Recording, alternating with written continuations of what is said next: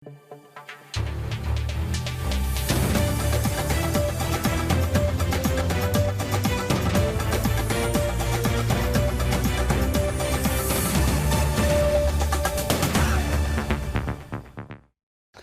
দর্শক, স্বাগত জানাচ্ছি আজকের সম্পাদকীয়তে। সাথে আছি আমি মুস্তফা খন্দকার। কার্যক্রম নিষিদ্ধ ঘোষিত আওয়ামী লীগের প্রতিষ্ঠাবার্ষিকীকে সামনে রেখে সামাজিক যোগাযোগ মাধ্যমে দলটির পক্ষে সাফাই গাইছে কেউ কেউ। স্বরাষ্ট্রমন্ত্রী সালাউদ্দিন আহমেদ বলেছেন আওয়ামী লীগ হচ্ছে মাফিয়া পার্টি। বিএনপি নেতা রুহুল কবির রিজভী বলেছেন গণতন্ত্রের হত্যাকারীদের সাথে সহাবস্থানের কোনো সুযোগ নেই। দলটির প্রাসঙ্গিকতা এখন পুরোপুরি ভিত্তিহীন মনে করে এনসিপি। প্রশ্ন উঠেছে আওয়ামী লীগের তৎপরতা ঠেকাতে সরকারি নিরাপত্তা প্রস্তুতি কতটা কার্যকর। এসব প্রশ্নের উত্তর খুঁজতে আজকের সম্পাদকীয় আওয়ামী লীগ কতটা প্রাসঙ্গিক, এ নিয়ে আলোচনার জন্য স্টুডিওতে উপস্থিত আছেন মোহাম্মদ রাশেদ খান, বিএনপি নেতা, মুস্তাফা ফিরোজ সিনিয়র সাংবাদিক এবং এস এম সাইদ মুস্তাফিজ, যুগ্ম সদস্য সচিব, এনসিপি। আপনার তিনজনকে স্বাগত আমাদের আজকের আলোচনায়। আমি শুরু করতে চাই রাশেদ ভাই আপনাকে দিয়ে। আপনার দল যে প্রায় আমরা দেখি যে শেখ হাসিনা বাইরে থেকে, ইন্ডিয়া থেকে নানা ধরনের হুমকি দেন এবং নেতাকর্মীদের অনেকটা চাঙ্গা করার জন্য তাদেরকে মাঠে নামতে বলেন, এবং 23শে জুন আওয়ামী লীগের প্রতিষ্ঠাবার্ষিকী, এই উপলক্ষে তাদের একটা তৎপরতা আশঙ্কা করছে পুলিশ, এই কারণে তারা একটা বিজ্ঞপ্তিও দিয়েছে। আপনার দল কতটা প্রস্তুত আওয়ামী লীগকে? ধন্যবাদ সবাইকে, শুভেচ্ছা। দেখেন, এই বাংলাদেশে বিএনপি সব থেকে বেশি আওয়ামী লীগের দ্বারা নিপীড়িত। এনসিপি গণ অভ্যুত্থানের পরবর্তীতে গঠিত হয়েছে। এনসিপির যারা শীর্ষ নেতৃবৃন্দ তাদের অনেকে গণ অভ্যুত্থানের সামনে থেকে নেতৃত্ব দিয়েছে। তারাও আওয়ামী লীগ যদি কখনো ফিরে আসে তারাও নিপীড়িত হবে। জামাত ইসলাম তারাও আওয়ামী লীগের দ্বারা রোষানলের শিকার হয়েছে। সব মিলে যারা এখন সরকারে আছে, অপোজিশনে আছে, সবাই মোটামুটি আওয়ামী লীগের দ্বারা নিপীড়িত, এবং ভবিষ্যতে যদি আওয়ামী লীগ কখনো ফিরে আসে তারা নিপীড়িত হবে। অর্থাৎ আওয়ামী লীগ আমাদের কমন শত্রু। এই কমন শত্রু ফিরে আসুক এটি কেউ চায় না।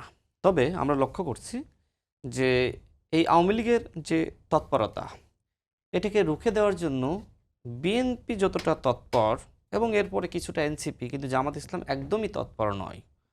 বরং আজকে দেখলাম যে একটি টেলিভিশন চ্যানেলের সাক্ষাৎকারে জামাতের একজন এমপি তিনি বলছেন যে আওয়ামী লীগ যদি আমাদেরকে ভোট না দিত আমরা কি এইভাবে এতগুলো আসন পেতাম। অর্থাৎ জামাত ইসলাম আওয়ামী লীগকে প্রটেকশন দিচ্ছে শুধুমাত্র ভোটের জন্য। ইতিমধ্যে লক্ষ্য করবেন যে জামাতের আমির তিনি বলছেন যে 96-তে যেভাবে আমরা লড়াই করেছি ঠিক ওই 96-র মতন আমাদেরকে আবারও মাঠে নামতে হবে। 96-র হাতিয়ার গর্জে ওঠো আরেকবার, এই ধরনের কথাবার্তা তারা বলছে।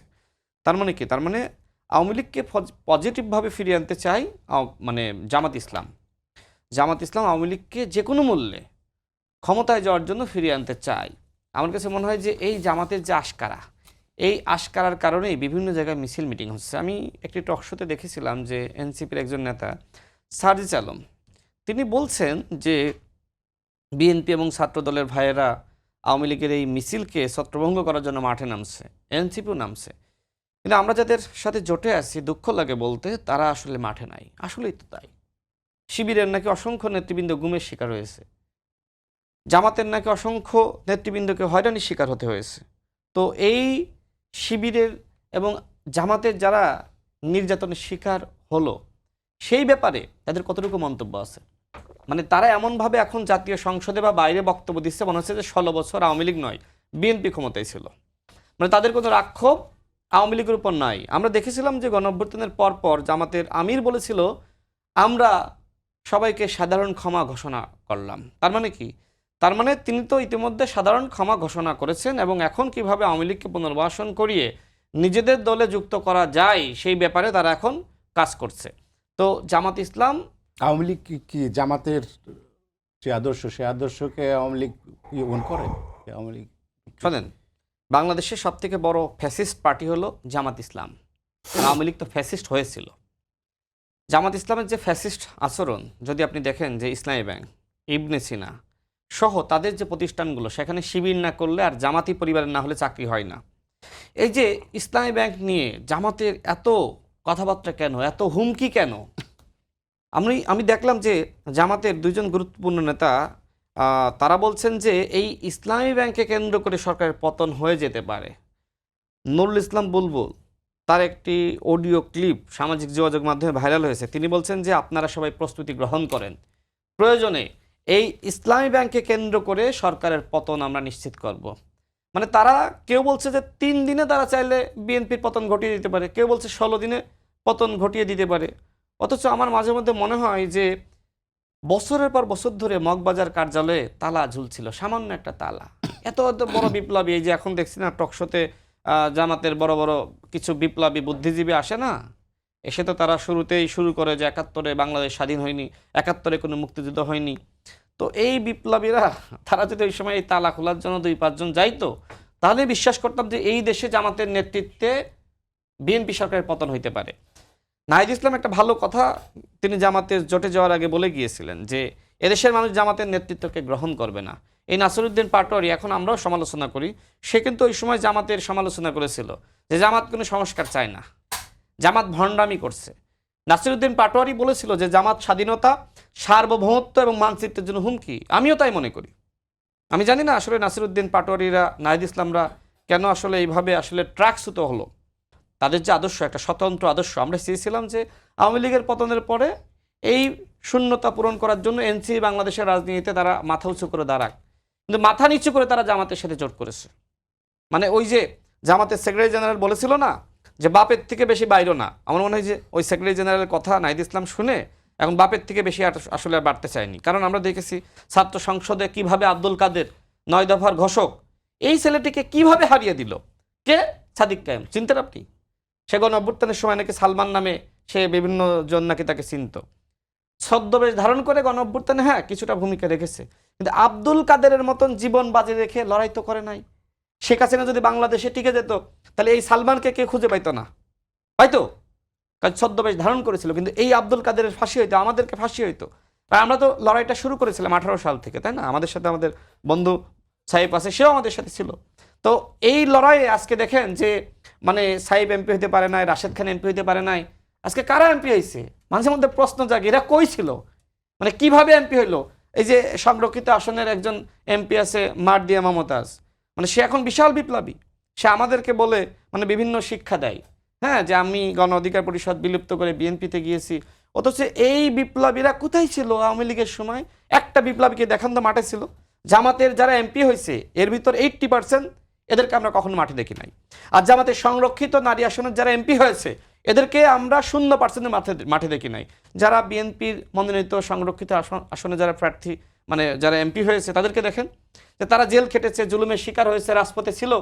অথচ আপনি বিপ্লবের বিশাল অংশীদার জামাত ইসলামকে কোনো অস্তিত্ব দেখা গেছে গণ-অভ্যুত্থানের সময় যে এইটা হলো জামাত ইসলাম? মানে সংসদে একদিকে তাকাইলে তো বোঝা যায় যে এইটা আসলে জামাত ইসলাম। গণ-অভ্যুত্থানের সময় এই দৃশ্যটা দেখা যায়নি কেন? মানে অন্যের মাথায় কাঁঠাল ভেঙে আপনি খাইতে চাইছিলেন। মানে ছদ্মবেশ ধারণ করে হয়তো নাহিদ ইসলামদেরকে প্রোগ্রাম সম্পূর্ণ করার জন্য 5,000 টাকা দিয়েছেন, এই জন্য কি আপনার বিশাল ভূমিকা হয়ে গেছে? আমি একটু দীপু ভাইয়ের কাছে আসি। দীপু ভাই, আওয়ামী লীগের ফেরা না ফেরা নিয়ে আমরা আলোচনা করছি। আওয়ামী লীগ যে 24 সালের জুলাই আগস্টে যে ধরনের ম্যাসাকার দেশে ঘটেছে সেই বিষয়গুলো নিয়ে আওয়ামী লীগ এখনও পর্যন্ত কোনো দুঃখ প্রকাশ তো দূরের কথা, মানে রিয়েলাইজও করে না যে এরকম একটা ঘটনা ঘটছিল। সেই আওয়ামী লীগ এদেশে কতখানি প্রাসঙ্গিক? নতুন করে তাদেরকে ফেরার কোনো সুযোগ দেখছেন কি? এখন আওয়ামী লীগের দুইটা পার্ট, একটা হলো আওয়ামী লীগ একটা দলগত একটা আদর্শিক অবস্থান থেকে যারা 77 বছর রাজনীতি করছে, এর পর্যায়ে নানান নেতৃত্ব এসছে, এখন সর্বশেষ নেতৃত্ব এসে হচ্ছে শেখ হাসিনা। তো সেই কারণে এখানে দুইটা পার্ট, একটা হলো যে আওয়ামী লীগ তো অবশ্যই স্বাধীনতা মুক্তিযুদ্ধের নেতৃত্ব দানকারী দল, এই ভূমিকাটা এই ইতিহাসে অনস্বীকার্য, এটা কখনো মোছা যাবে না, কেউ মোছার হয়তো চেষ্টাও করবে না। কিন্তু সেই আওয়ামী লীগ যখন নাকি ফ্যাসিস্ট আকার ধারণ করলো এবং তার প্রধান হোতা শেখ হাসিনা, তার নেতৃত্বে যে ফ্যাসিজমটা কায়েম হলো, সেটা তো এটাও তো সত্য, ওটাও সত্য, এটাও সত্য।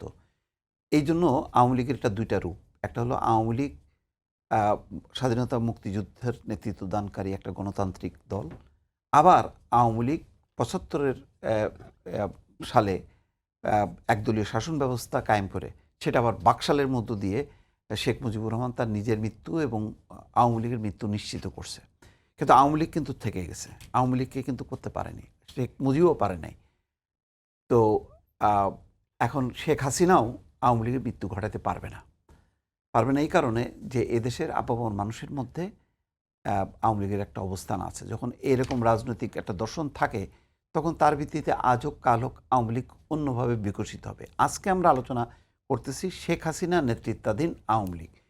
এই নেতৃত্বের প্রাসঙ্গিকতা আসলে নেই, কারণ যতক্ষণ না পর্যন্ত এই বাংলাদেশের এই স্বৈরশাসনকে মুক্ত করার জন্য মুক্তিযুদ্ধকে যেমন স্বীকার করতে হবে যে এই দেশের সাধারণ মানুষের অংশগ্রহণ ছিল বলেই মুক্তিযুদ্ধ সম্পন্ন হয়েছে, এটা মানে স্বীকার করতে হবে যে দেশের সাধারণ মানুষের অংশগ্রহণ ছিল বলে গণঅভ্যুত্থান সম্ভব হয়েছে।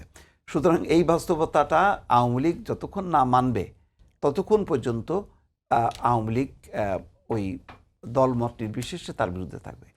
আজকে দেখেন, এখন তো একটা গণতান্ত্রিক কাঠামো মধ্যে আছি আমরা, সরকারি এবং বিরোধী দুই পক্ষই কিন্তু আজকে আওয়ামী লীগ ধরেন মানে কোনো একটা প্রসেশন করুক, দেখবেন যে এনসিপি তার জায়গা থেকে, জামাত তার জায়গা থেকে, বিএনপি তার জায়গা থেকে আসবে। তার মানে এই জায়গাটায় কিন্তু সবাই একমত। ওই দেখবেন যে মৌমাছির যেই মানে সারাক্ষণ তারা নিজেদের মধ্যে কিচিরমিচির করে, কিন্তু যখন নাকি কাউকে ধাওয়া করে তখন একযোগে করে, কিন্তু সারাক্ষণ মনে হয় যেন একজন আরেকজন। মানে আপনি বলছেন আওয়ামী লীগ প্রশ্নে সবাই এক, আওয়ামী লীগ প্রশ্নে এখন অবস্থিত এক, কিন্তু তার মানে এই না যে আওয়ামী লীগের অস্তিত্ব বিনাশ হয়ে যাক, ওইটা আমি চিন্তা করব না এই কারণে আমি মনে করি না যে আওয়ামী লীগের প্রকৃতপক্ষে প্রতিনিধিত্ব করে শেখ হাসিনা, আওয়ামী লীগের প্রকৃতপক্ষে প্রতিনিধিত্ব করে শেখ মুজিবুর রহমান, এমনকি তার বাবাও না। আওয়ামী লীগকে প্রতিনিধিত্ব করে দেশের জনগণ, যারা স্বাধীনতা মুক্তিযুদ্ধের মধ্য দিয়ে এবং পাকিস্তানের স্বৈরশাসনের বিরুদ্ধে লড়াই সংগ্রাম করে তার একটা রাজনৈতিক ভিত্তি দর্শন তৈরি করছে, এবং সেটা অবশ্যই একটা গণতান্ত্রিক। সেই জায়গা থেকে বারবার যখনই বিচ্যুত হয়েছে তখন শেখ মুজিবের মৃত্যু ঘটছে, আওয়ামী লীগের মৃত্যু ঘটছে, এখনও সে মানে আওয়ামী লীগের বিচ্যুতি ঘটছে, শেখ হাসিনারও মৃত্যু ঘটছে। তো সেই জায়গা থেকে আওয়ামী লীগের প্রাসঙ্গিকতা আছে, কিন্তু বাস্তবতাটা হলো যে তার অবস্থানটা এখন কোনোভাবেই রাজনৈতিক অবস্থানটা বিএনপি হোক, জামাত হোক, এনসিপি হোক, কেউ মানবে না, এমনকি দেশের জনগণও মানবে না। কিন্তু এটাও ঠিক, আবার জনগণকে পুরোপুরি বলা যাবে না, এই কারণে জনগণের মধ্যে কিন্তু একটা ভিত্তি আছে তার। যদি নির্বাচনে তারা অংশ নিত, মানে আমি কল্পনা করছি আর কি, অংশ নিলে তাহলে কিন্তু তার একটা পার্সেন্টেজ আমরা জানতে পারতাম। যেমন দেখেন, গণঅভ্যুত্থানের পর ছোট আকারে হলেও এরশাদের পতন ঘটলো ঠিকই, কিন্তু তারপরে জেলে বসে তো এরশাদ 5টা সিট আসছে, 35টা আসন ছিল। তো সেটা আওয়ামী লীগ যদি নির্বাচনে অংশ নিত তখন চিত্রটা কি দাঁড়াতো? তখন হয়তো দেখা যেত আওয়ামী লীগ 2nd পজিশনে চলে গেছে, জামাত আরও 3rd পজিশনে চলে গেল, এরকমও তো হইতে পারতো। তো সেই কারণে আওয়ামী লীগের একটা ভিত্তি আছে। আওয়ামী লীগের এই ঝান্ডা নিয়ে দেখেন জোহরা তাজউদ্দিন, সে যখন নামছে তখন তো সে তো শেখ মুজিবের কন্যা না, কিন্তু আওয়ামী লীগ কিন্তু দাঁড়ায় গেছে।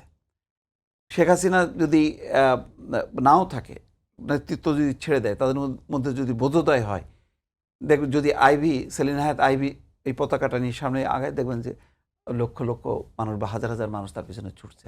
সাবের হোসেন চৌধুরীও তাই, মানে যে কোনো একজন কর্মী, আরও নিচের দিকেও যদি নামি, এরকম কেউ যদি নামে হবে। তো এরকম একটা সম্ভাবনা থাকা সত্ত্বেও দুঃখজনকভাবে এটা শেখ হাসিনা নিজের উপলব্ধিটা শেখ হাসিনা চায় না বিকল্প নেতৃত্ব, তাহলে কিন্তু না চায় না, এটা তো সেটাই তো ভুল।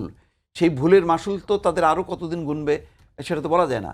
কিন্তু যদি সেই নেতৃত্বের কাঠামোটা পরিবর্তন করতো তাহলে কিন্তু সেটা আলোচনা করতে পারতো যে একটা গণতান্ত্রিক রাজনৈতিক দল যার জনভিত্তি আছে, তখন তাদের পক্ষে ইউরোপ, আমেরিকা, ভারত বা বিএনপির যারা শুভাকাঙ্ক্ষী, এনসিপির শুভাকাঙ্ক্ষী, জামাতের শুভাকাঙ্ক্ষী, তারা বলতো যে না, একটা গণতান্ত্রিক রাজনৈতিক দল থাকলে আমাদের এখন তো সবচেয়ে বড় সংকটটা কি, একদিকে গণতান্ত্রিক রাজনৈতিক দলের নামে বিএনপি আছে ক্ষমতায়, আর ইসলামী মানে ইসলামের নাম নিয়ে জামাত ইসলাম আছে বিরোধী দলে। কিন্তু দেখেন নামটা কিন্তু ইসলামী, আপনি এটাকে পুরোপুরি গণতান্ত্রিক দল বলতে পারবেন না, যদিও তারা গণতান্ত্রিক নির্বাচনে, গণতান্ত্রিক রাজনীতিতে তারা আছে, কিন্তু যেহেতু একটা নামটা আছে, এই জন্য হঠাৎ করে দেখবেন ওই যে শিরক খোঁজে, এটা শরিয়া খোঁজে, ওইটা না এইটা না, এই সমস্ত বলা শুরু করছে। ক্ষমতায় আসলে যে কত রকম বলতো, তখন দেখতেন যে সেই মানে অসম্ভব হইতো। ওইটা দেখতেন যে ওই যে আমরা দেখলাম তারেক রহমানের কন্যা জাইমা রহমান বাম পাদে কি সুন্দর গোল করছে, ওর পট করে বলে দিত যে এটা তো শরিয়া বিরোধী, মেয়েরা তো খেলতে পারে না। এইরকম অনেক রকম প্রাদুর্ভাব ঘটতো। আমরা আফগানিস্তানের পরিবর্তনের পর প্রথম দেখলাম যে মেয়েরা মিছিল করতেছে, করতেছে, সৈন্যরা চুপ করে বসে আছে। মনে করলাম যে না, আমরা খামাখাই এই তালেবানদের বিরুদ্ধে এত বলি কেন। কিন্তু এখন অবস্থাটা কি দাঁড়াইছে, মেয়েদের লেখাপড়া বন্ধ, তাই না? তো এটা একটা ঝুঁকির মধ্যে আছে। আমি মনে করি না যে জামাত এরকম এক্সট্রিমিস্ট কোনো দল, কিন্তু যদি একটা বড় রাজনৈতিক গণতান্ত্রিক দল যদি থাকতো বাস্তবে, যেটা আওয়ামী লীগের পক্ষে ছিল, কিন্তু আওয়ামী লীগ, আমি বারবার বলি, এটা আমি যখনই আলোচনা করব তখন কিন্তু এটা শেখ হাসিনার আওয়ামী লীগ হিসাবে আমি ধরবো না। আমি দেখতে চাই স্বাধীনতা মুক্তিযুদ্ধের নেতৃত্ব দানকারী, গণঅভ্যুত্থানের নেতৃত্ব দানকারী আওয়ামী লীগের। সেই আওয়ামী লীগ যতক্ষণ না পর্যন্ত বাস্তবে না আসবে, ততক্ষণ পর্যন্ত আওয়ামী লীগের প্রাসঙ্গিকতা, বাস্তবতা আসলে নেই। সাহেব ভাই, সেটা হচ্ছে দিবু ভাই যেটা বললো, যিনি আওয়ামী লীগ বিনাশ হোক ওটা চান না, বাট শেখ হাসিনার বিকল্প নেতৃত্বে আওয়ামী লীগ এগিয়ে আসুক, এটা দিবু ভাই চান। আপনাদের দলের অবস্থান কি আওয়ামী লীগ সম্পর্কে এখন? ধন্যবাদ আপনাকে আমাদের বিজ্ঞ সমালোচক এবং যারা টিভির পর্দায় দেখছেন তাদেরকে শুভেচ্ছা জানাচ্ছি। এনসিপির অবস্থান, ওই যে কয়েকদিন আগে আমরা তো দেখলাম যে চিঠিটা বের হয়েছে, মানে আমাদের নাম মেনশন করা আছে এনসিপি পার্টির কথা। এনসিপি পুলিশের চিঠি, হ্যাঁ পুলিশের চিঠি। তো সালাউদ্দিন আহমেদ বরাবরই বলে যে আসলে আওয়ামী লীগ কোনো দলই না, বা যে কমেন্টগুলো করেন, স্টেটমেন্টগুলো দেয়, আমার কাছে বেশ ভালো লাগে। কিন্তু তার বাহিনীর যে এরকম একটা দুর্বল অবস্থানে যাচ্ছে এবং তারা আওয়ামী লীগকে নিয়ন্ত্রণ করতে পারবে না বা একটা শঙ্কার মধ্যে থাকছে, এটা একটু দুঃখজনক যে তারা এইভাবে ভয় পাচ্ছে। আওয়ামী লীগকে নিয়ে আসলে সেরকম চিন্তার কিছুই নেই, ভয় পাওয়ারও কিছু নেই। এবং আমার সহলোক যেটা বলছেন যে একটা রাজনৈতিক দলের কথা উল্লেখ করলেন, এটা সত্য।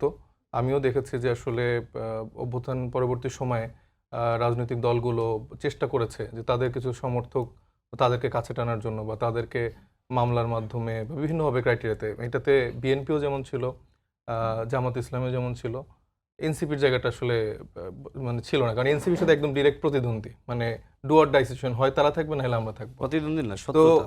তো সেই জায়গা থেকে এবং গণ অধিকার বা অন্য যে তরুণ রাজনৈতিক দল যারা ছিলেন তাদের সাথে সেই সম্পর্কটা ওনাদের কাছে ছিল। কিন্তু যারা একটু ট্র্যাডিশনাল পলিটিক্যাল পার্টি, তারা অনেক কিছু হিসাব নিকাশ করে, মানে আমরা তরুণরা যে রিস্ক ফ্যাক্টরগুলো নেওয়ার চেষ্টা করি বা যে স্ট্রেট ফরওয়ার্ড রাজনীতিটা করার চেষ্টা করি, সেটা দেখা যাচ্ছে যে আমাদের যারা সিনিয়ররা আছেন তারা অনেক কিছু ভাবেন বা অনেক কিছু চিন্তা করেন। তো সেটা আরেকটা আলাপ। তো আমি যেটা বলতে চাচ্ছি যে ভাই যেটা বললেন যে আওয়ামী লীগকে শেখ হাসিনার বাইরে দেখা বা এই জায়গাটা, আমি মনে করি না আসলে সেটার সুযোগ আছে। কারণ শেখ হাসিনার যারাই আছে না কেন, এই যে রিফাইন্ড আওয়ামী লীগের কথাগুলো যেগুলো আসছে, আইবি বা সাবের হোসেন চৌধুরী, তারাও তো সেম ওয়েতেই তাকে সে প্রাসঙ্গিক রেখেছে, তাকে সেই পাওয়ার স্ট্রাকচারে পাওয়ারটাতে জানি সাস্টেন করতে পারে সেভাবে তারা হেল্প করে গেছে। তো তাদের তো আমি দায় কোনোভাবে কম দেখছি না। এবং আপনি যদি দেখেন, হ্যাঁ এটা সত্য যে মহান মুক্তিযুদ্ধে আওয়ামী লীগের অবশ্যই ভূমিকা ছিল এবং তারাই সেই প্রধান রাজনৈতিক দল হিসেবে ফাংশন করেছে। কিন্তু পরবর্তী সময়ে বাকশাল কায়েমের মাধ্যমে শেখ মুজিবুর রহমান কিন্তু সে আওয়ামী লীগের বিনাশটা করে ফেলেছে। এবং আওয়ামী লীগ যে রিফাইন্ড হতে পারে বা আওয়ামী লীগের যেই মুক্তিযুদ্ধের যে স্বতন্ত্র জায়গাটা ছিল সেটা ওন করে পরবর্তীতে ফাংশন করতে পারে, এটা আমরা কখনোই দেখিনি। আওয়ামী লীগের যেই উচ্ছিষ্ট যেসব নেতাকর্মীরা থাকে, তারা আবার খড়কুটোর মতো করে গুছিয়ে অথবা কারো মাধ্যমে, কোনো দলের মাধ্যমে আবার যখন পুনর্বাসন হয়, তখন দেখা যায় তারা ঘুরে ফিরে সেই পরিবারতান্ত্রিক জায়গাতেই তার মেয়েকে আবার ফিরিয়ে আনছে। আবার এখন যেরকম শেখ হাসিনার বলয় ছাড়িয়ে যদি অন্য কেউ আসে, তারাও কিন্তু ওই খড়কুটোর মতো করে যারা এই উচ্ছিষ্ট যেগুলো আছে, আমি এগুলোকে আসলে উচ্ছিষ্ট বলে, এটা কোনো আসলে পলিটিক্যাল লিডার বা এটা আসলে মনে করি না। কারণ এই 17 বছর ধরে তারা যে কাজ করেছে, এটা আসলে মানে কোনো দিকে আপনি মাপঝোঁক করে বলতে পারবেন এদের ন্যূনতম আসলে পলিটিক্যাল কোনো ম্যাচুরিটি আছে, কোনো জ্ঞান আছে, অথবা জনগণের প্রতি তাদের কোনো দায়বদ্ধতা আছে। তো সেই জায়গা থেকে এইসব উচ্ছিষ্টরা ধরেন চেষ্টা করবে যে জয়কে আবার সামনে কেন্দ্র করে অথবা পুতুলকে কেন্দ্র করে, মানে ওই পরিবারের বাইরে এরা কখনোই বড় হতে পারবে না। এবং এদের যেই অডিয়েন্স, এটা কিন্তু আসলে মানে ওইভাবে নেই আর বাংলাদেশে। যেটা আছে ধরেন যে কিছু জায়গা কেন্দ্রিক, এরিয়া কেন্দ্রিক, ওই গোপালগঞ্জ বা এরকম কয়েকটা জায়গায় হয়তো বা তাদের লোকজন আছে যাদেরকে তারা নানাভাবে আসলে সুবিধা দিয়েছে, চাকরি দিয়েছে, ফ্যামিলিগুলোকে স্বাবলম্বী করার ক্ষেত্রে হেল্প করেছে, সেখানে অনেক উন্নয়ন করেছে। সেক্ষেত্রে কিছু আস্থাভাজন কিছু লোক আছে। এর বাইরে আমি যেটা মনে করি যে ডে বাই ডে তাদের প্রতি মানুষের একটা দূরত্ব তৈরি হচ্ছে, কিন্তু তারা নানাভাবে আসার চেষ্টা করছে। আমরা দেখলাম যে গতকালকে সম্ভবত আমাদের যে সনাতনী ধর্মাবলম্বী ভাই বোনেরা আছে তাদের মাধ্যমে আমার মনে হচ্ছে তারা আবার একটু ভর করে ফেরার চেষ্টা করছে।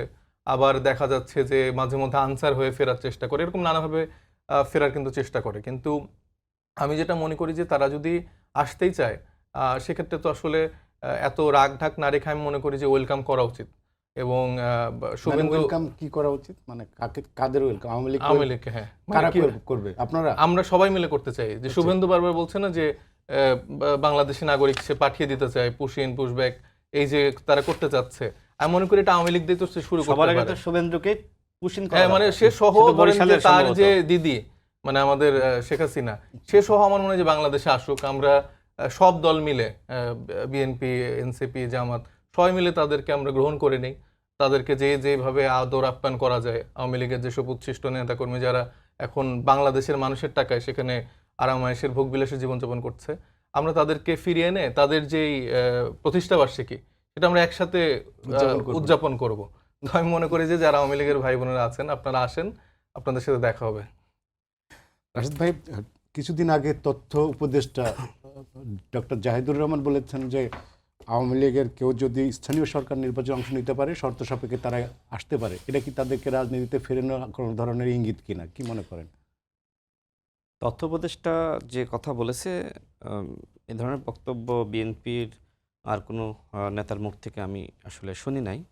তিনি হয়তো বড় একটি বক্তব্য দিয়েছেন, আমরা ক্ষুদ্র একটি হেডলাইন দেখেছি, এবং এইটাতে আমি আসলে কনক্লুশন টানতে চাই না যে আসলে বিএনপি আওয়ামী লীগকে ফিরিয়ে আনতে চায়। আজকে স্বরাষ্ট্রমন্ত্রী যে কথা বলেছেন যে আওয়ামী লীগ একটি মাফিয়া পার্টি এবং তাদের মাফিয়াতন্ত্র আমরা আন্তর্জাতিক গণমাধ্যমে দেখেছি, আল জাজিরা তারা বিশ্লেষণ করেছে। সর্বশেষ জাতিসংঘ স্পষ্টভাবে উল্লেখ করেছে যে বাংলাদেশে আওয়ামী লীগ তারা মানবাধিকার লঙ্ঘন করেছে, তারা হত্যাযজ্ঞ চালিয়েছে এবং ১৪০০-র অধিক মানুষকে হত্যা করেছে। অর্থাৎ আন্তর্জাতিকভাবে এখন মাফিয়া সংগঠন হলো আওয়ামী লীগ। সুতরাং এই মাফিয়া সংগঠন এত সহজে ফিরবে এটা আমি আসলে বিশ্বাস করি না। যেটি আমাদের ভাই বলছিলেন, দেখেন শেখ হাসিনা আওয়ামী লীগের মৃত্যু ঘটাতে পারবে না, মানে এটা আসলে আমার কাছে বিশ্বাসযোগ্য মনে হয় না। মানে কি ওই সময়কার বাস্তবতা আমি একটু বিশ্লেষণ করি।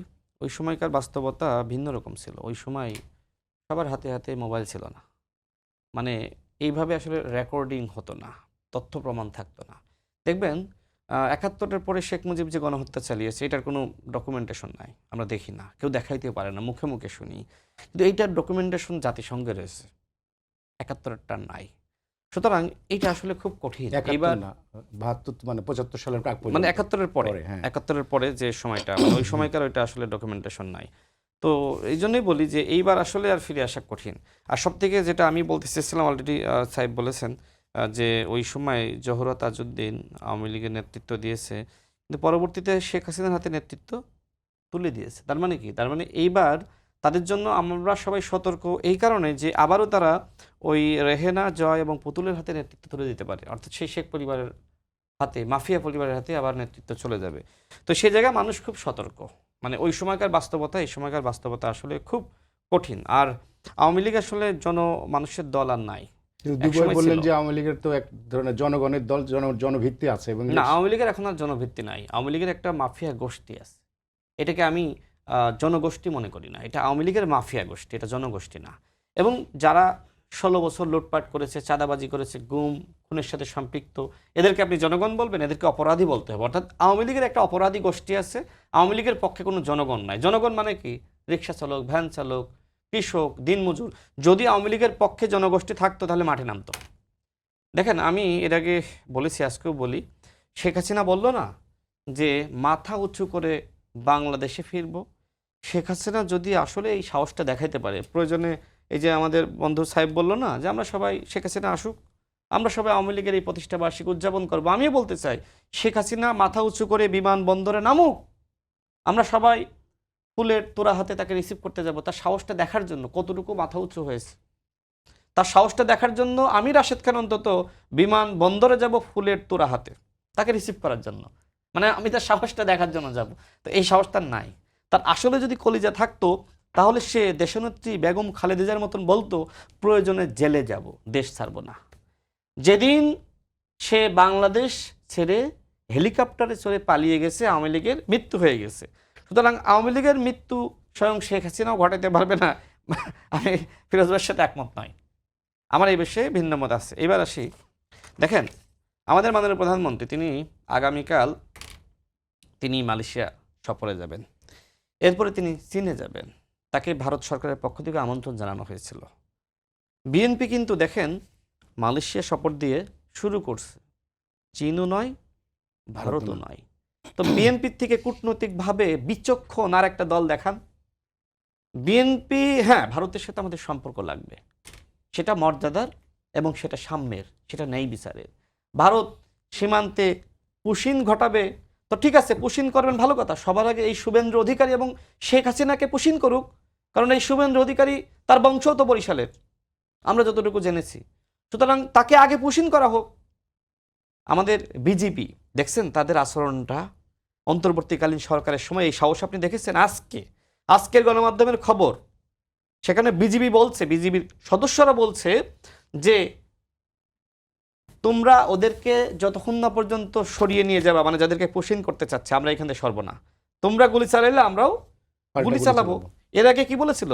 তোমরা আমাদেরকে মারবা, আমরা কি চুরি ভরে বসে থাকবো? তো বিএনপি ক্ষমতায় আসলেই বর্ডার গার্ড সাহস ফিরে পায়। বিএনপি কখনোই আওয়ামী লীগের মতন ভারতের সাথে স্বামী স্ত্রীর সম্পর্ক তৈরি করবে না, রাখি বন্ধনের সম্পর্ক তৈরি করবে না।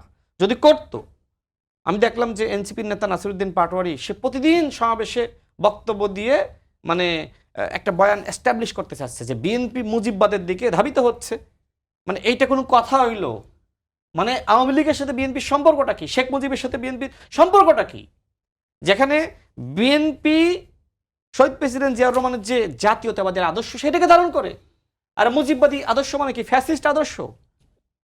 যেখানে সার্জিস আলম বলল যে বিএনপি এবং ছাত্রদলের ভাইদেরকে ধন্যবাদ জানায় যে তারা আওয়ামী লীগের এই মিছিলগুলো ছত্রভঙ্গ করার জন্য তারা তৎপর, এনসিপি তৎপর।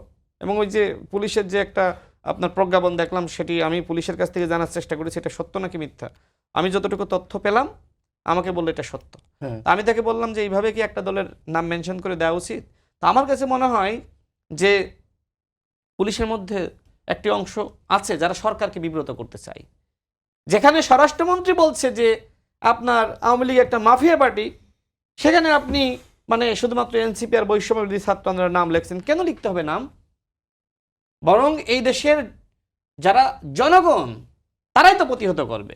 গণঅভ্যুত্থানের সময় আমরা দেখি নাই যে কিভাবে জনগণ আওয়ামী লীগকে প্রতিহত করেছে। এটা কি বিএনপির নেতৃত্ব হয়েছে, না এনসিপির নেতৃত্ব হয়েছে, নাকি জামাত ইসলামের নেতৃত্ব হয়েছে? জনগণের নেতৃত্বে গণঅভ্যুত্থান সংগঠিত হয়েছে। সুতরাং আওয়ামী লীগ মাঠে নামলে, মহাখালীতে দেখেন নাই বাস স্ট্যান্ডে কি ঘটনা ঘটেছে? সেখানে কি আপনার বিএনপির লোকজন বসেছিল, জামাতের লোকজন বসেছিল, এনসিপির লোকজন বসেছিল? বিশাল মানে প্রায় 100-150 জন হবে। সেখানে একজন বালক, সবার আগে একজন তরুণ, সে ওদেরকে ধাওয়া দিয়েছে এবং একজনকে সে নিজে কিন্তু ধরেছে, একজন নারী। সে নারী আবার দেখেন না আদর করছে এইভাবে, মানে মুখে আদর করছে, মনে হচ্ছে চুমাও খাবে। কিন্তু এই ছেলে কি ছেড়ে দিয়েছে? একজন এবং আরেকজনকে ধরা হয়েছে, এটা জনগণ ধরেছে। এইভাবে জনগণ মিছিল করলেই জনগণ প্রতিহত করবে। এটা বিএনপি লাগবে না, এটা এনসিপির লাগবে না, এটা আপনার জামাতের লাগবে না। এদেশের জনগণ নিপীড়িত হয়নি, কথা বলতে পারে নাই আওয়ামী লীগের সময়, মানুষ লিখতে পারে নাই, বলতে পারে নাই। এখন তো সকল স্বাধীনতা মানুষের রয়েছে। এই জন্যই তো নাসিরউদ্দিন পাটোয়ারিরা আমাদের মাননীয় প্রধানমন্ত্রী মেরুদণ্ড ভাঙা নিয়ে কটাক্ষ করে, এরপরে মানে অনেক আমাদের মাননীয় প্রধানমন্ত্রী সহধর্মিনীকে নিয়ে কটাক্ষ করে, তার কন্যাকে নিয়ে কটাক্ষ করে, তারপরেও তো তার নামে মামলা হয় না, গ্রেপ্তার হয় না, তাই না? এমনকি তিনি মির্জা আব্বাস সাহেব একজন অসুস্থ মানুষ, সেই অসুস্থ মানুষের একটা প্রতিকৃতি বক্সিং করলেন। মানে এই যে আচরণ কথাবার্তাগুলো করার পরেও কিন্তু বিএনপি অ্যাগ্রেসিভ না, বিএনপি যথেষ্ট সহনশীল আচরণ করছে। দেখেন নাই যে একজন ওই 11 দলীয় জোটের এমপি হানজালা নাম, বিশাল পাগড়ি পরে, মানে দেখে মনে হয় যে কি দেবতা, মানে না তিনি সম্ভবত মাদারীপুরে। আজকে কি করেছে দেখেছেন? বিএনপির একজন নেতাকে কি ভাষায় হুমকি দিয়েছে।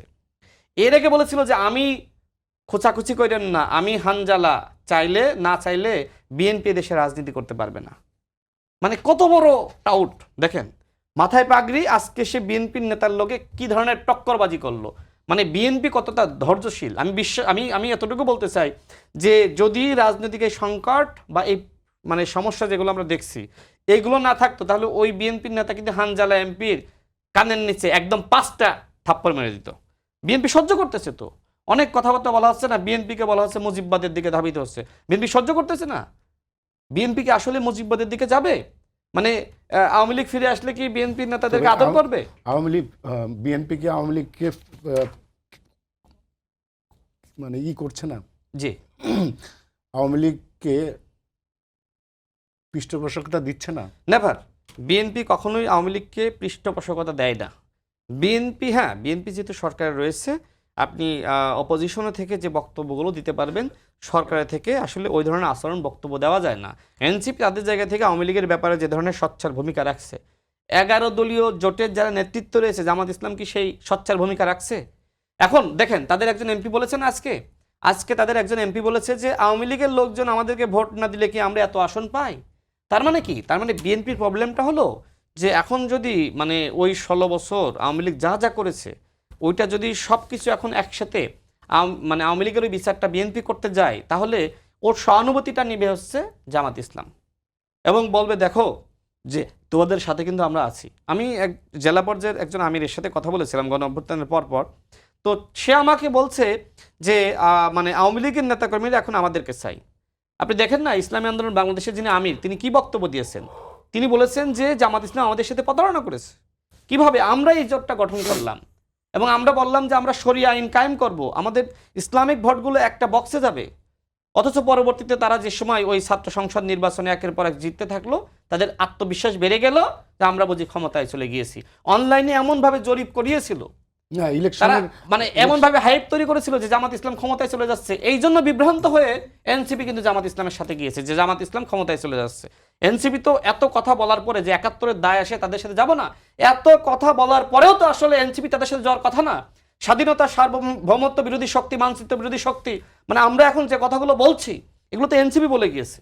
এনসিপির কাছ থেকে এই কথাগুলো আমরা শিখেছি। ইলেকশনের আগে জোট গঠন করেছিল, মনে করেছিল জামাত ক্ষমতায় যাচ্ছে। এক্স্যাক্টলি, এনসিপি ওই যে এমনভাবে হাইপ তৈরি করলো এবং ছাত্র সংসদ নির্বাচনে জিতলো, এনসিপি মনে করলো জামাত তো ক্ষমতায় চলে যাচ্ছে, সুতরাং আমরা জামাতের সাথে যাই। তো আমি আরও যে বিষয়টা বলি, যেটা সাইফ ইতিমধ্যে বলেছে, দেখেন আমি অবাক হয়ে গেলাম যে সনাতন ধর্মের মানে অল্প সংখ্যক, এটা খুবই সামান্য সংখ্যক, আমি সবাইকে এই জন্য বলতে চান না, খুবই সামান্য সংখ্যক মানুষ তারা কিন্তু শাহবাগে সম্ভবত তারা একটি সমাবেশ করেছে এবং সেখানকার একজন যে নারী, সনাতন ধর্মের নারী, তিনি সম্ভবত আইনজীবীও, চৈতালি তার নাম, তিনি বলছেন যে 17 বছর আমরা স্বর্গে ছিলাম।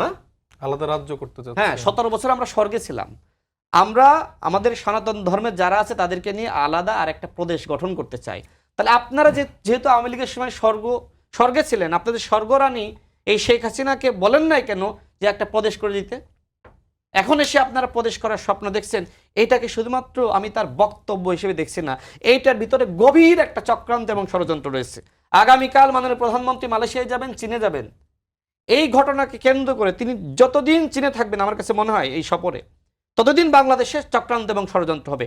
এই জন্য আমি বিএনপি, জামাত ইসলাম বা এনসিপি নেতৃবৃন্দ বা বাংলাদেশের জনগণের কাছে আমি অনুরোধ করব, আপনারা মন্দির পাহারা দেন। আজ থেকেই মন্দির পাহারা দেওয়া শুরু করেন, মসজিদ পাহারা দেওয়া শুরু করেন। আমাদের এই ধর্মীয় যে জায়গাগুলো রয়েছে এইটাকে কেন্দ্র করে এক ধরনের চক্রান্ত হতে পারে। আমাদের হিন্দু জনগোষ্ঠীকে খেপিয়ে তোলার জন্য বিভিন্ন মন্দিরে হামলা হইতে পারে। মানে আমি কেন বলছি, অনেকে বলে যে আসলে বিএনপি ভারতের সাথে সম্পর্ক করেই নাকি ক্ষমতা এসেছে। না, বিএনপি জনগণের সাথে সম্পর্ক করে ক্ষমতা এসেছে। আর ভারতের দ্বারা বিএনপি কতটুকু নিপীড়িত হয়েছে আমরা জানি। বিএনপি যাতে ক্ষমতায় না আসতে পারে এই জন্য আমরা দেখেছি প্রণব মুখার্জির বইতে সে নিজেই কিন্তু লিখে দিয়ে গেছে যে আওয়ামী লীগকে কিভাবে ক্ষমতায় আনা হয়েছিল। আজকে এত আগ্রাসন আর নিপীড়নের শিকার হওয়ার পরেও সেই আওয়ামী লীগকে এবং ভারতের সাথে হাত মিলাবে বিএনপি, এইটা যারা বলে যে বিএনপি মুজিববাদের সৈনিক, আমার কাছে মনে হয় ওরাই মুজিববাদের সৈনিক হতে চায়। দিবু ভাই, স্থানীয় সরকার নির্বাচনে আওয়ামী লীগের অংশগ্রহণের একটা সুযোগ আমরা দেখছি, যেহেতু কোনো দলের প্রতীকে হচ্ছে না, তো সেক্ষেত্রে আপনি কি মনে করেন এই সুযোগটা আওয়ামী লীগের নেতা কর্মীরা নিতে পারে?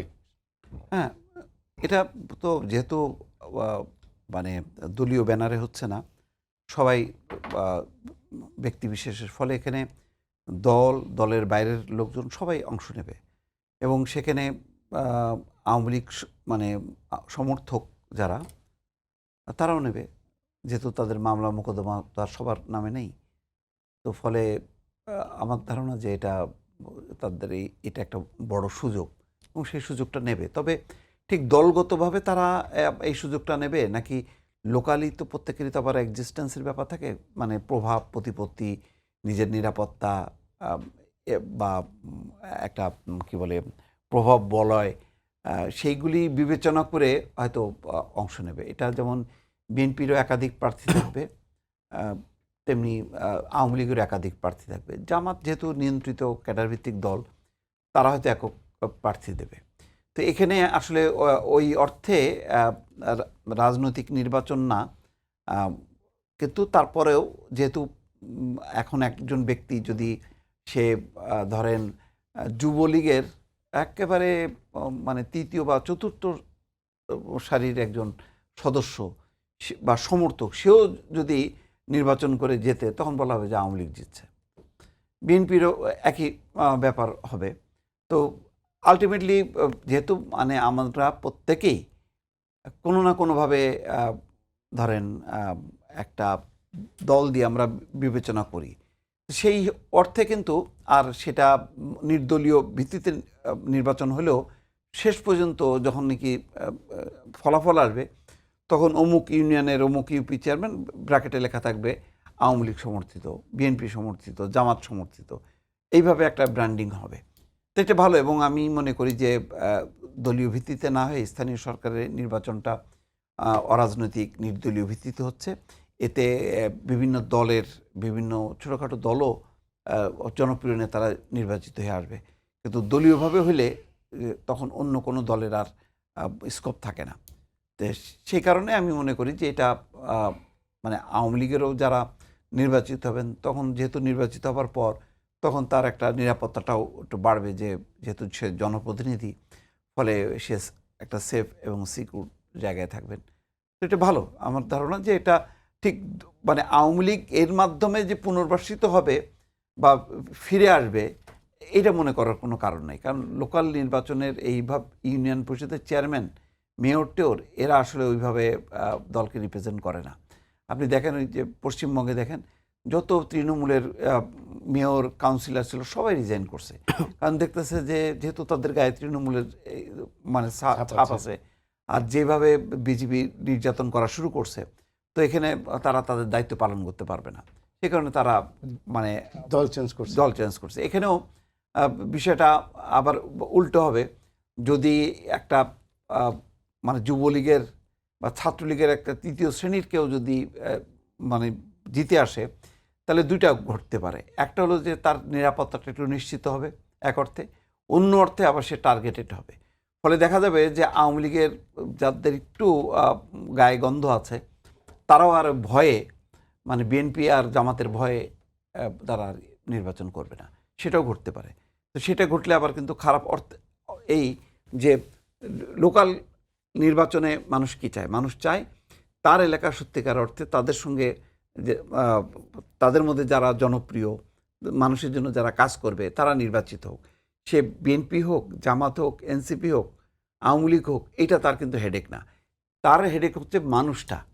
তো সেই মানুষের এটা ভালো মানুষ, ভালো মানুষটা আওয়ামী লীগের মধ্যে ভালো মানুষ নাই এই মুহূর্তে, সুতরাং তারা নির্বাচন সমর্থক একযোগে যদি 10 বা 20% আমি ধরি, সবাইকে খারাপ লোক বলতে আমি চাই না আর কি। আওয়ামী লীগের সবাই খারাপ। আচ্ছা ঠিক আছে, এটা যার যার মতের আর কি। আমি আমার মতটা বললাম আর কি। তো সেই রকম সমর্থক যদি কেউ জিতেও যায়, তাহলে সেটা ভালো, আর যদি এটা তার নিরাপত্তাটা এনশিওর করে। তো সব মিলে আমি মনে করি যে লোকাল নির্বাচনের মধ্য দিয়ে একটা আসবে। তবে এখানে বিএনপি হয়তো একটু বেকায়দায় থাকবে, কারণ বিএনপির সবাই এখন চাইবে যে একটা পথ থাকলেই সে তার ভাগ্যটা খুলবে। ফলে এখানে অনেক জনের কাড়াকাড়ির ফাঁকে জামাত এখানে একটা সুবিধাজনক অবস্থানে চলে যাবে। সাহেব মুস্তাফিজ, আমি একটু প্রধানমন্ত্রীর বিদেশ সফর নিয়ে কথা বলি।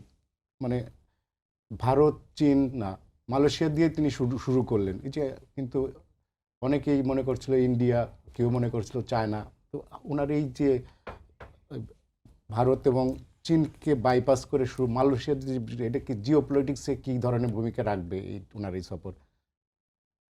এটা মানে এক অর্থে ভালো, মানে এটা অ্যাপ্রিসিয়েট করা উচিত। কিন্তু ধরেন এটা ধরেন আমাদেরকে সবাইকে একটা দেখানোর একটা জায়গা যে আচ্ছা আমি কিন্তু প্রথমে ভারত গেলাম না, আমি কিন্তু প্রথমে চীন গেলাম না। তো এটা অ্যাকচুয়ালি মানে কিছুদিন পরই জিনিসগুলো আরো খোলাসা হবে যে আসলে আমরা কোন দিকে যাচ্ছি। অবশ্যই আমি মনে করি যে ভারত বলেন, চীন বলেন, প্রত্যেকটা দেশের সাথে আমাদের একটা সুসম্পর্ক প্রয়োজন, ইনক্লুডিং পাকিস্তান, ইউএসএ, সবার সাথেই প্রয়োজন। আমাদের সমতার ভিত্তিতে আমাদের দেশের স্বার্থের ইন্টারেস্টের জায়গা থেকে সেই জায়গাটা যেন হয়, এবং আমি এক্সপেক্ট করব যে আমাদের যিনি প্রধানমন্ত্রী আছেন তিনি এক্ষেত্রে একটা সাবলীল লিডারশিপ দেখাবেন, এবং কূটনৈতিক জায়গা থেকে বিগত সময়ে বাংলাদেশ আসলে আমি মনে করি পুরোপুরি সবসময় ফেইল করেছে এবং সবসময় কোনো না কোনো দেশের প্রতি তাদের একটা নির্ভরশীলতা দেখিয়েছে।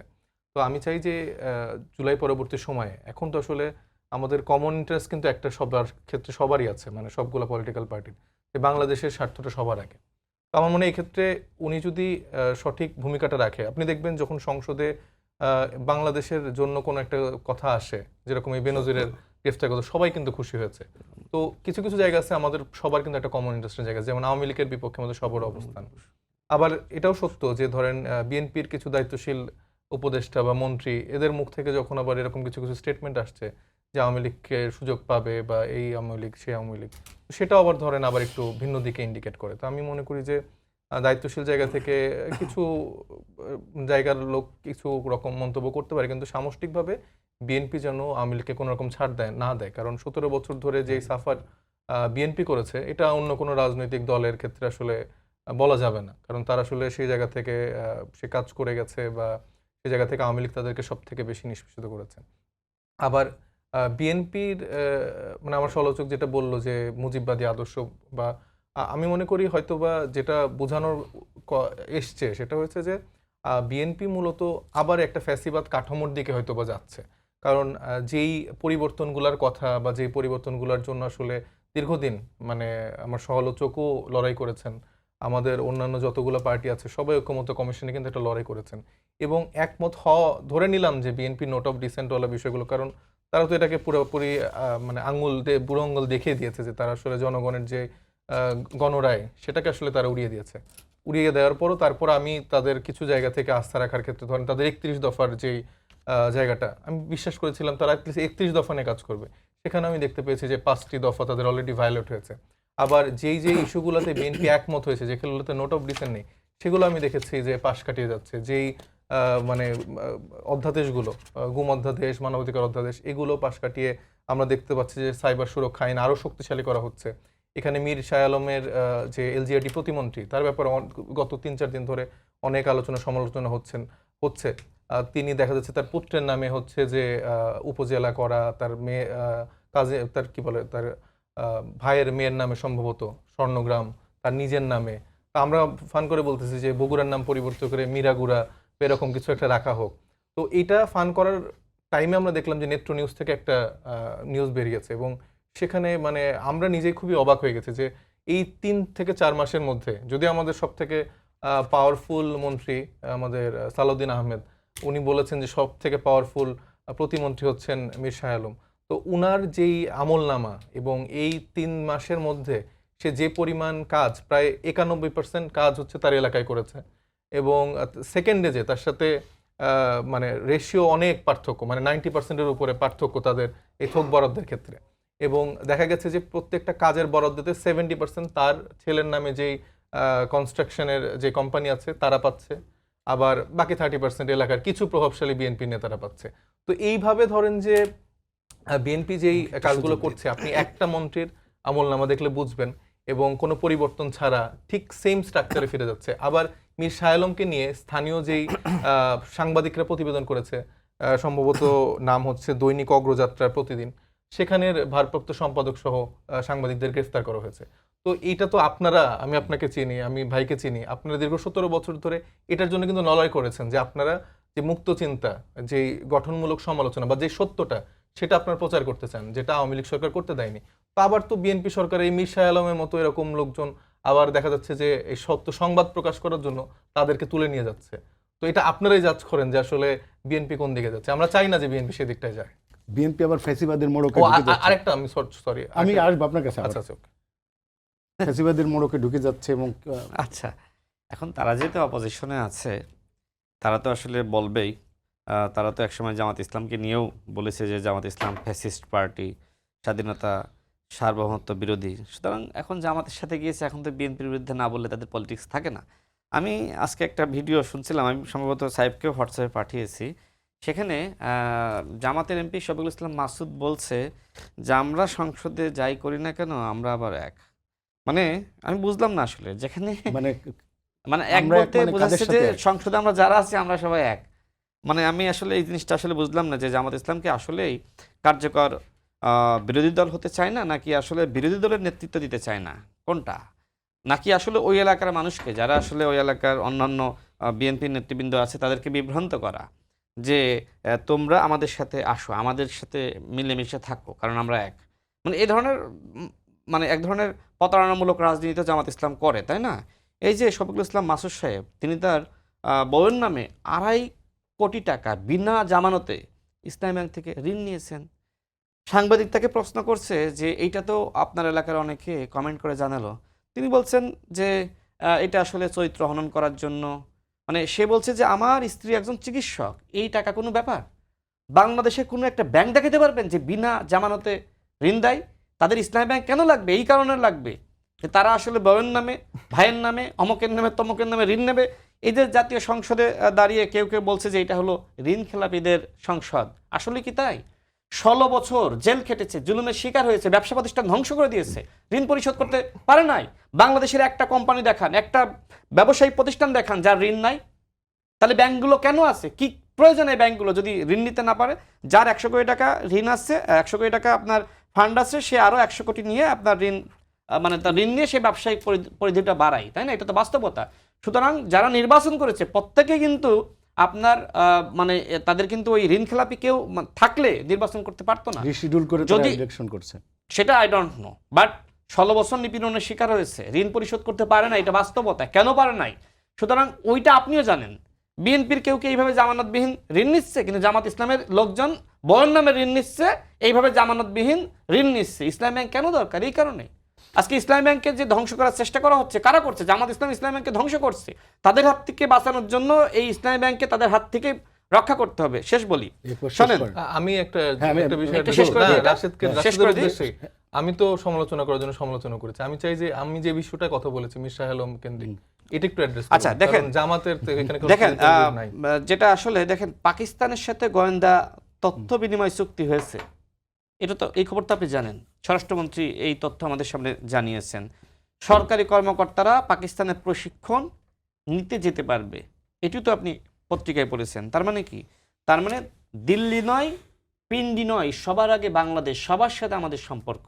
আমাদের সম্পর্ক থাকবে চীনের সাথে, ভারতের সাথে, মালয়েশিয়ার সাথে, মালদ্বীপের সাথে। এমন না যে শুধুমাত্র ভারতের সাথে থাকবে, কিংবা চীনের সাথে থাকবে, কিংবা পাকিস্তানের সাথে। আমাদের মাননীয় প্রধানমন্ত্রী তিনি মানে মালয়েশিয়া যাচ্ছেন, এরপরে চীনে যাবেন। যদি দেশের স্বার্থে, দেশের প্রয়োজনে ভারতে যাওয়া লাগে, ভারতে যাবেন। ভারত আমাদের প্রতিবেশী রাষ্ট্র, তাদের সাথে কি আপনি যুদ্ধ লাগাবেন?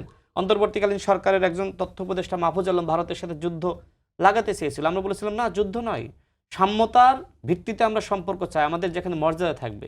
সুতরাং বিএনপি যেহেতু একটা দায়িত্বশীল রাজনৈতিক দল, বিএনপি ভারতের সাথে যুদ্ধ লাগানোর মতন পরিস্থিতি সৃষ্টি হোক, এটা বিএনপি কখনোই চায় না। কিন্তু মর্যাদার ব্যাপারে বিএনপি সবসময় সোচ্চার। সর্বশেষ দেখেন যে আজকে মানে বেনজিরকে নিয়ে যেহেতু আমাদের সবার কমন একটা সোচ্চার ভূমিকা আছে, জি সর্বশেষ আজকে দেখেন আমাদের স্বরাষ্ট্রমন্ত্রী বলেছে যে বেনজিরকে বাংলাদেশে ফিরিয়ে আনার ব্যাপারে ইতিমধ্যে বাংলাদেশ সরকারের পক্ষ থেকে আপনার চিঠি দেওয়া হয়েছে।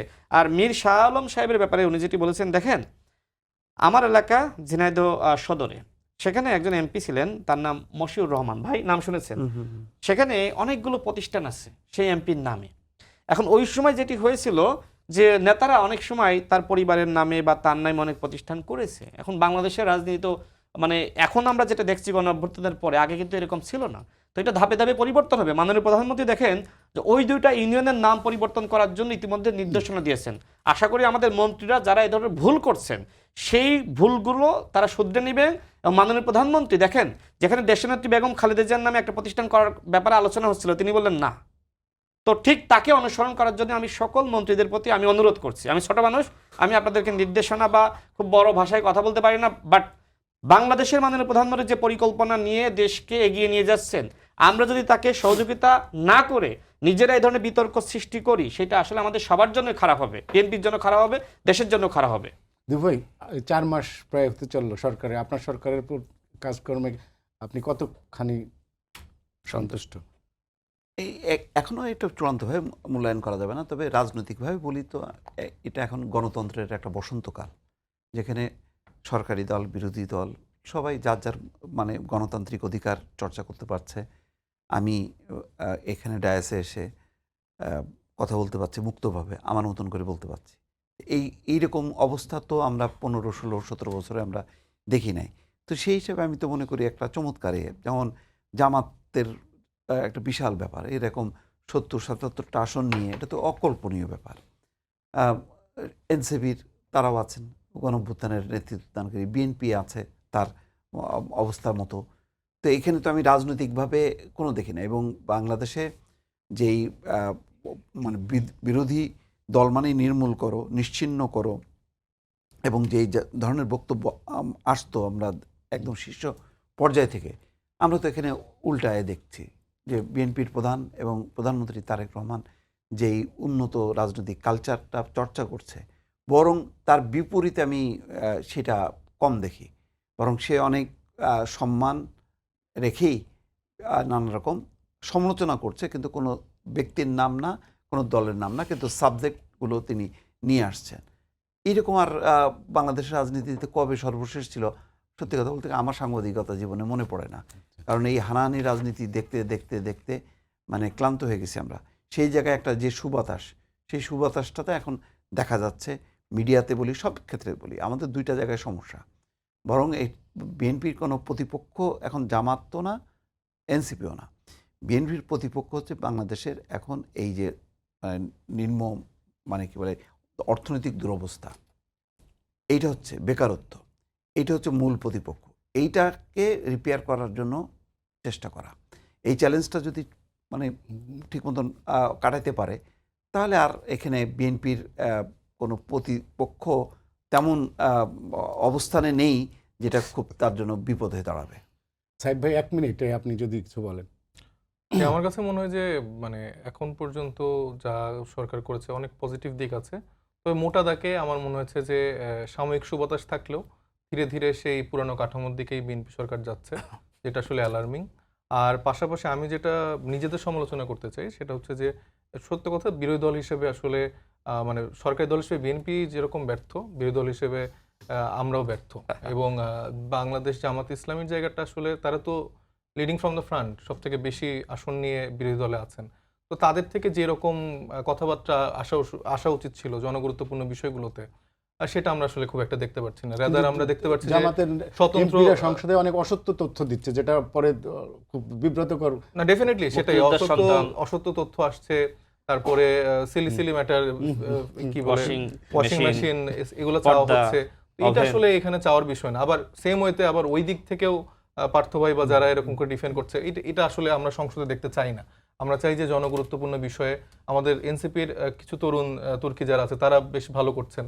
আমি যে রুমিন ফারহানা আপার কথা বলছি, স্বতন্ত্র হিসেবে তিনি যে বিষয়গুলো আনছেন, আমি দেখতে পাচ্ছি না যে বাংলাদেশ জামাত ইসলামের সেই বিষয়গুলো আনতে পারছেন। তো আমরা চাই একটা প্রাণবন্ত সংসদ যেখানে আসলে জনগণের জনগুরুত্বপূর্ণ বিষয়গুলো আসবে এবং বাংলাদেশকে একটা সুন্দর দিকে নিয়ে যাবে। আর মোস্ট ইম্পর্টেন্টলি যেটা একটু আগে এসেছিল যে হঠাৎ করে নতুনভাবে ধর্মীয় যে একটা সহিংসতা তৈরি করার জায়গা তৈরি হচ্ছে, এটা নিয়ে আমাদের সতর্ক থাকতে হবে। কারণ হিন্দু যারা আমাদের ভাই বোনেরা ছিলেন, একটা অংশ যখন শাহবাগে জমায়েত করেছেন, আবার আমরা দেখেছিলাম একটা পার্টির ব্যানারে আবার আমরা শুনতে পাচ্ছি যে এখানে মূর্তি করা হবে না। তো পাল্টাপাল্টি যে একটা ধর্মীয় উস্কানির বক্তব্য আসছে, এটা আমাদের জন্য অ্যালার্মিং। আমাদের বাংলাদেশে আমরা চাই যে সকল ধর্ম বর্ণ নির্বিশেষে সবাই একটা সহাবস্থানে থাকবো, এটাই আমাদের বাংলাদেশের কালচার, এটা আমাদের সৌন্দর্য।